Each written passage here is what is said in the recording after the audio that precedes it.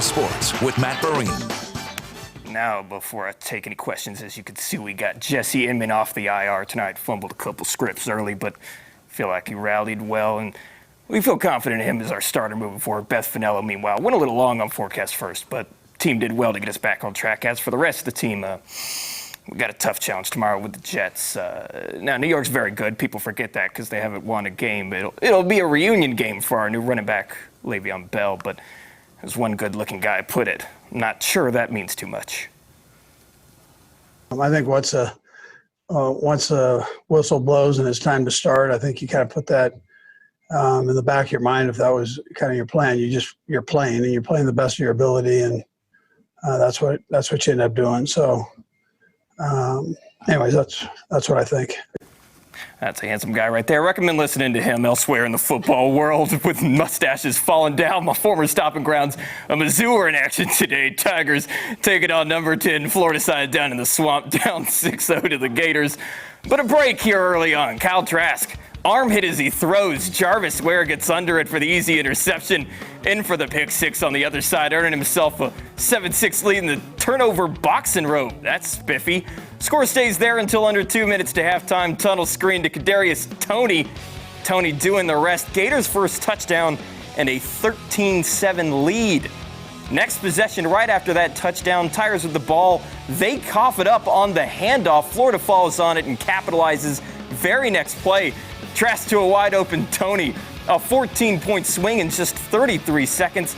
But the big drama before halftime, final play of the second, late shot to Trask, leads to punches thrown. Ejections both ways. Florida rolls from there for a 41-17 win. Arkansas also in action, visiting College Station in number 8, Texas A&M. But the Hogs strike first in this one. Felipe Franks hits Treylon Burks, who gets the feet down. 6 yards on the score, makes it 7-0 Arkansas. Aggies answer back, though. 4 minutes left in the first. Kellen Mond picks out Anais Smith, who slips down the line and in for 6. Game tied 7-7. Texas A&M keeps it rolling from there. 30 seconds left in the opening quarter. Smith again, now on the run. Rolls his way across the plane for another touchdown. Texas A&M scores 21 straight for a 14-point lead. Arkansas doesn't roll over, though. 4 minutes to halftime. Nice, easy screen pass from Franks to Tyson Morris. He skips in for 6. Arkansas back within a score, but that did not last to halftime. Minute left until the break. Isaiah Spiller muscles in for the touchdown, and the Aggies outlast Arkansas 42-30. Lastly, for football, Evangel got back in the win column today. Crusaders visiting and topping Missouri Valley in high-scoring fashion, 47-33. Crusaders improved to 2-4 on the year. They are back at home next Saturday, hosting Central Methodist. Evangel men's basketball also in action, opening the season at Oklahoma Wesleyan. But the Eagles established dominance early in transition. Del Jelly, name of the year with the turnaround 3. Oklahoma Wesleyan up 23-4 out of the gate. Crusaders battle back second half. Chris Stocks driving and finishing, plus the foul converts to make it a single-digit game, 50-41. But Wesleyan too much down the stretch. Max Valentino with another triple as the Eagles top Evangel 75-59. Given up on the mustache. The high school volleyball season had plenty of state action today and plenty of local teams trying to punch tickets to the Final Four. State quarterfinals over at Catholic. Mount Vernon visiting the Lady Irish. First set, Riley Jeffers sets up Grace O'Reilly for the strong kill. Catholic out in front, but the Lady Mountaineers would go on a run. Courtesy the block. First, it's Lacey Stokes at the net. And next play, it's Ellie Johnston denying access. Mount Vernon going up 3. Catholic could settle in from there. Emmy Ast sets Sherry Sabini. She places it perfectly on the back line for the kill. Then for set point, Jeffers setting again. This time, Hallie Cook finishes it off. Catholic sweeps Mount Vernon, advances to its first Final Four since 1990. Willard Volleyball also through to the Final Four. They beat Carl Junction earlier in the day, and they swept Branson in 3 sets to book the Tigers' trip to the semifinals. Willard will face Narings Hall Markers on Thursday, also in Cape for a spot in the finals. And they won't be alone. Both Nix and Miller also booking trips to the Final Four. Cardinals swept Skyline today, while the Eagles earned a 4-set win over Lee Summit West. So 4 total teams representing the Ozarks next week in the volleyball semifinals. And Jesse, with that, time's yours. Coach, Matt, I appreciate you being here with us tonight. They even brought the patented Oh, should I face get this shield. on? Should I Yeah, probably flip better. that under? There we Does go. that work? There we go. There we go. Nice and protected. Yep. Well, Matt or Andy, Coach, we appreciate you being here with us tonight. I might. You want a cheeseburger? I'll treat you to a cheeseburger. Yeah, we'll look at that in the break here. And by the time we get back to take a look at that 7-day forecast, his mask should be nice and fogged up. We'll also tell you about one family in Ohio doing everything it can to make sure trick-or-treaters stay safe from the pandemic. We'll show you how they're doing it up next.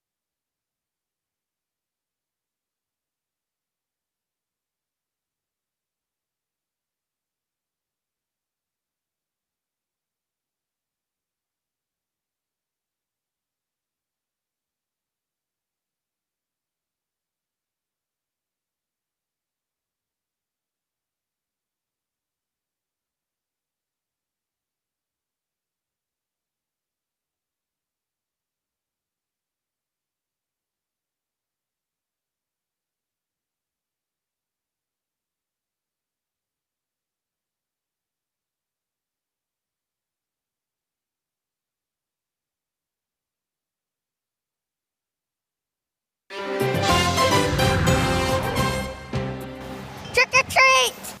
Well, people are coming up with some creative alternatives for trick-or-treating this year in Ohio. One family using a water balloon slingshot to pass out those bags of candy.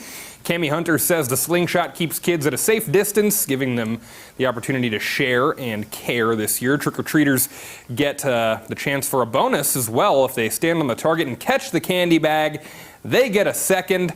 And judging by the looks of our studio right now, I am underdressed for this costume I can't party. really see the studio anymore. My mask's We've fogging got up. the mustache on the outside of the face shield now at this point. It's a little to the side. There we If go. I like angle it like there it is. Yeah. You gotta get creative.